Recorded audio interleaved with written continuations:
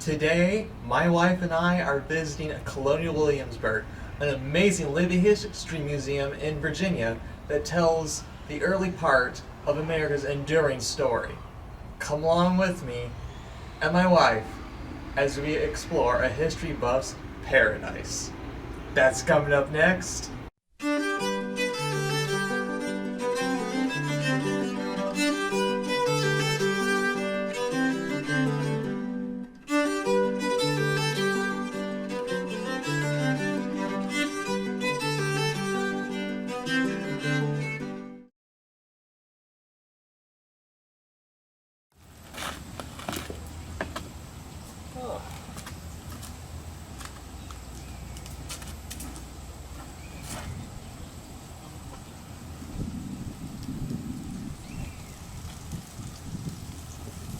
Keep that breeze.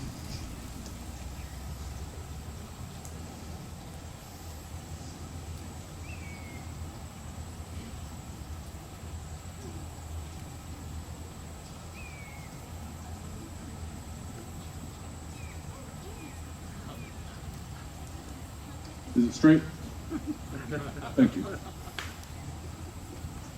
Been wearing these my entire adult life, you know. Well, to don't get any less uncomfortable, that's the truth. But I suppose if you're gonna conduct business, you dress for business. And so here we are, all together. Let us to business. It has been a little more than a year since the Congress declared independence for these now 13 United States last year on July the 2nd. It has been a little longer since Virginia declared its independence on May the 15th of last year, 76 of course. And yet I cannot help but feel that many of us, myself included, and perhaps you yourselves, are of the same mind. That we ourselves are adrift on this new vessel of free and independent Virginia, looking out into the fog, hoping to find our home. Much like Odysseus, yes, madam, looking out into the Aegean Sea, hoping to find his home, Ithaca. But where is our Ithaca? How will we find it? At the end of last year, I had the opportunity to return to the Congress. I was not at the Congress when the vote for independence was taken. However, I was technically a member. Mrs. Wythe and I had returned here for the summer. But I had the opportunity to return last September to place my name upon that document, and I think that it would do well that being that Mr. Jefferson is my former apprentice in the law, and now I'm pleased to say friend and colleague, that we consider the words of said document here in these tumultuous times. After all, here and now, on this very day, August, is it the 11th? It's the 11th, yes. August the 11th, do we not here and now often consider ourselves to be divided? Yeah, I think so. And indeed, we face tumult, both exterior and interior, in terms of government, in terms of our neighbors, in terms of differing in opinion. And so how is it that we might rectify what is happening here in Virginia so that we can point ourselves all in the same general direction to see that the former colony, now independent state of Virginia, will not only exist to serve our generation, but generations and generations yet unborn, with the express intention that our intentions in establishing the place by which we have thrown off the yoke of British tyranny in the preservation of our natural rights will exist for our children and their children and their children. When Mr. Jefferson came to study with me as one of my first students in the law,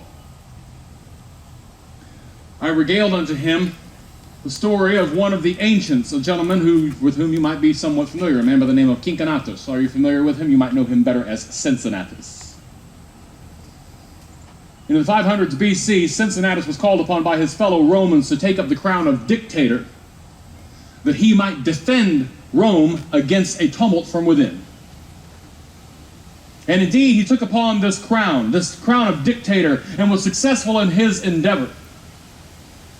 However, at the conclusion of his service, Cincinnatus held not the crown to his own head that might benefit himself, that might benefit his purse, that might benefit his children. But instead, in the interest of the Roman Republic, he threw it from his head and returned to his plow. He saw to the benefit of his neighbors over the benefit of himself. And those of you who know the story know he did this not once, correct, madam? But twice. This is an act of what we might refer to as virtue. And it is my opinion, if I may be so bold, as your representative both to the Congress and as I have represented you in the former government here, the House of Burgesses, in the House of Delegates, and now here I represent your interests in a committee wherein myself, Mr. Jefferson, and Mr. Pendleton are attempting to reform the laws of the place. In short, as your representative, I hope you not think it over my bounds to say to you, it is my opinion that it is through virtue that we will see that Virginia continues to serve the people here in perpetuity. My friends and my neighbors, history has shown us time and time again that virtue bears fruit. But this is a difficult conversation to have sometimes, is it not, madam? After all, you've read Voltaire. I know that you have. What does Voltaire say about liberty? Many things, yes. In particular, I'm thinking about his claim that that no word has caused more strife amongst mankind than the word liberty. So let us, before we continue on this conversation of virtue, and before I try to make my point to you that I believe this is how we will proceed into the future best to benefit ourselves and our children, let us better define the word, shall we? You've been studying the Roman language? Of course you have. And you know that our word virtue comes from the Roman name virtus, not word, but name. Virtus being the god of virtue. V-I-R-T-U-S. That's not particularly helpful, is it? But if you look to the root of the name virtus, you find the word vir, V-I-R. And it means man. But as you know, not just any man. The Romans had a word for just any man. That word is homo. Is that not true? Vir, however, refers to someone in particular, someone who exhibits particular traits, oftentimes on the battlefield. These traits to include camaraderie. These traits to include bravery, steadfastness. But I think that you ladies who are here present and don't often find yourselves on battlefields would agree with me that ladies exhibit traits of virtue as well within the domestic sphere, yes? Decency, kindness, condescension to those beneath your station. Or perhaps the thing that is most common to all mothers, caring for those who cannot possibly care for you in return or give you anything in return. These are the marks of virtue that, in my opinion, will see us through into the next generation. Through this time of tumult and war, through this time of tumult and pestilence and plague, through this time of tumult with our neighbors, it is virtue that will guide us and be our beacon towards our Ithaca. Virtue bears fruit. I have said that already. History on many occasions has shown us this. Cincinnatus is but one. Consider the glory of the Roman Republic as fruit of Cincinnatus's virtue. But ill virtue bears fruit as well, does it not, sir? Although the fruit be a little more hard to swallow, you have to eat both. Is that not true, sir? So let us consider some 500 years after Cincinnatus, another Roman whose name I'm certain you're more familiar with, a man by the name of Julius Caesar, who, unlike Cincinnatus, did in fact seek the crown for his own head, and placed himself into a situation where to have that crown removed, one particular action must be taken. And it took place on the Senate floor on the Ides of March. Is this not true, sir? And now consider not only Julius Caesar's death as fruit of his ill virtue, but the fall into the Roman Empire and the oppression and the obstruction that existed within. My friends and my neighbors, we are called by nothing short of the natural law, the law that guides everything. Superior even to Scripture is the natural law. As it is the handiwork of the Creator, it requires not man's fallible language, but only his observation. And in the natural law, as expressed by Mr. Jefferson in the preamble of the Declaration of Independence, we see some undeniable truths, self-evident truths. Is this not the case? I am certain that you recall the words, but allow me to do so for you so that I can better clarify my point. When in the course of human events it becomes necessary for one people to dissolve the political bands which have connected them with another, and to assume among the powers of the earth the separate and equal station to which the laws of nature and of nature's God entitle them, a decent respect to the opinions of mankind requires that they should declare the causes which impel them to the separation. We hold these truths to be self-evident, that all men are created equal. They are endowed by their Creator with certain unalienable rights, that among these are life, liberty, and the pursuit of happiness. That to secure these rights, governments are instituted among men, deriving their just powers from the consent of the governed.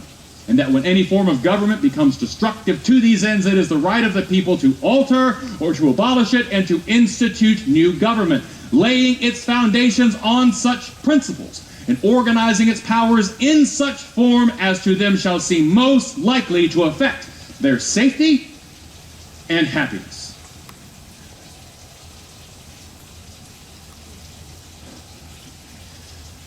We hold men who observe the natural law in very high order. Is this not true, sir? As a matter of fact, we have a special title for them. I know that you know it. We call them philosophers. And indeed, my friends and my neighbors, these philosophers, be they study the subset of natural law that we refer to as natural philosophy, what you might also refer to as science, or be they the subset that studies the moral philosophy, what you might refer to as morality, we hold them to the same degree. And their work is represented in this preamble. Mr. Jefferson writes, life, liberty, and the pursuit of happiness. John Locke, from whom these words are taken, would write life, liberty, and the pursuit and acquisition of property. Our friend Mr. Mason, who authored the first article of the Virginia Declaration of Rights, would say life, liberty, and the means of acquiring and possessing property and of pursuing and obtaining happiness and safety. William Blackstone, the famed jurist, would write personal liberty, personal security, and personal property. Do these not all mean the same thing?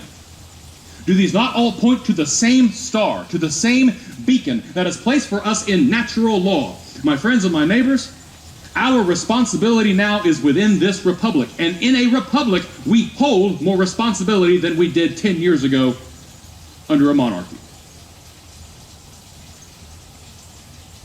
Tell me this is not true, my friends, my neighbors. We have removed the crown from the head of the King of Great Britain, George III. This is true, yes? And we have placed it upon the head of each of the freeholders in these now United States, in particular to this independent state of Virginia. Is this not true?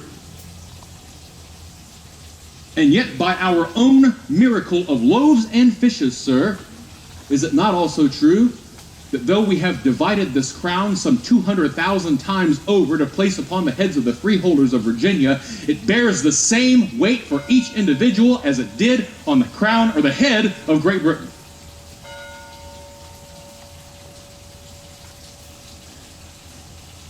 You're a student of Montesquieu, madam.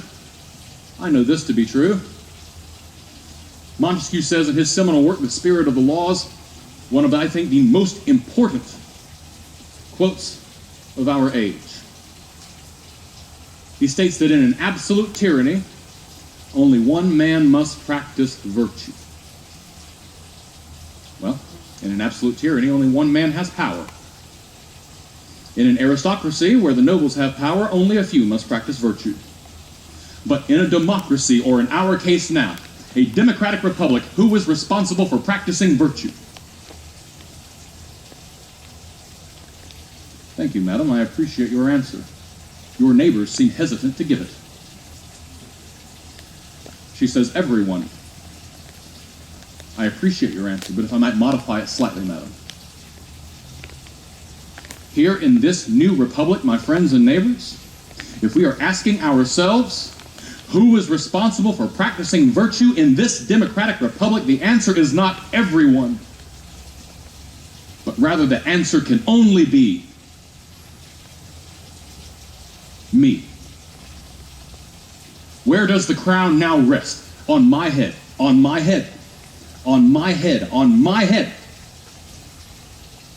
And if I have taken the crown off of the monarch of Great Britain and placed it on the freeholders here in Virginia, the person who is responsible for caring for his neighbors, the person who is responsible for pursuing virtue, the person who is responsible for an equal opportunity under the law is me. I am responsible.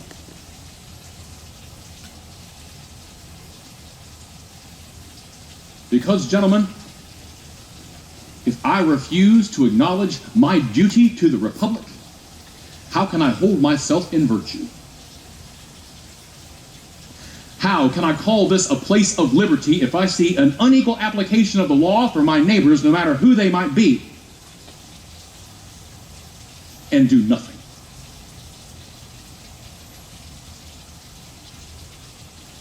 Virtue bears fruit,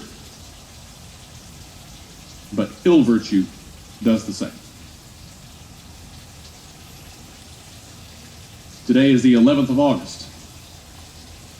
If we should wish to see the success of this republic, then today is the opportunity for you to make the decision to pursue virtue in regards to your friends and your neighbors. And we see clarity of it in Scripture. Is this not true, sir?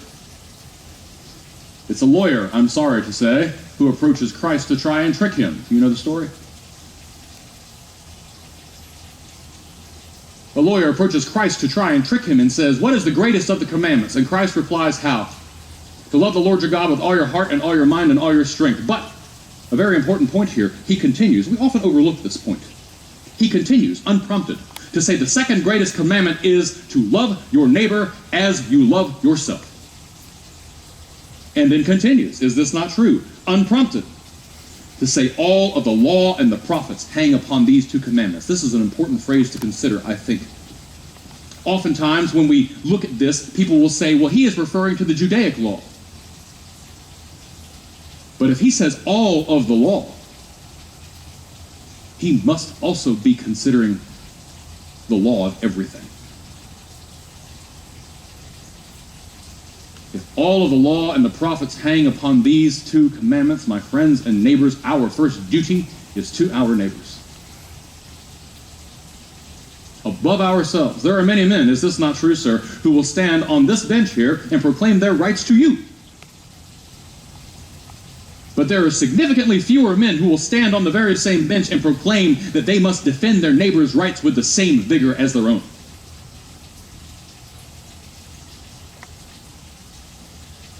I am convinced that we stand in the position that we do here and now in a free and independent Virginia because our neighbors, our brethren in Great Britain refuse to do this for us. And a grave disappointment it was to us. Is this not true? So let us not disappoint our friends, our neighbors, our brethren in the same way. This is a democratic republic. Who is responsible for practicing virtue? I am. Of course, here's the question now. Will we do it? You know the phrase, e pluribus unum, yes? From the many one. Well, my friends and my neighbors, we cannot possibly hope to have the one if the many will not make the choice.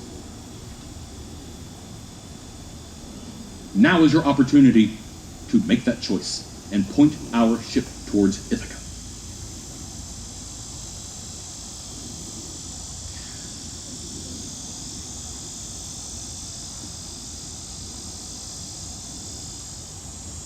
Oh, I've been talking for 20 minutes.